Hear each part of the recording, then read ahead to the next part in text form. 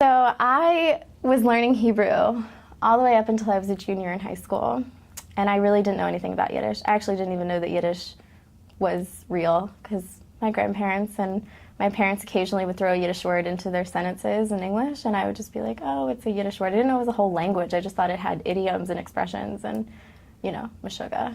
That was pretty much all I had known about it. So eventually, when I was a senior, I think my grandparents sat me down and said, we didn't always speak English, and we came from a family that did speak Yiddish, and it was really difficult for them because they had to learn English when they immigrated from Eastern Europe.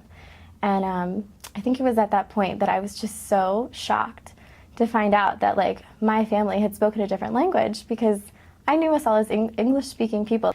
Eventually, once I was introduced to the fact that my family did speak Yiddish, my parents were like, it's really important that we're connected with other Jews and our history through Yiddish, because it was the language that they all spoke. And so I think once I realized that it was sacred to my family is when I decided that it became a little bit more important than Hebrew at that time, because I had known enough about Hebrew. I was really interested in expanding my studies of Yiddish.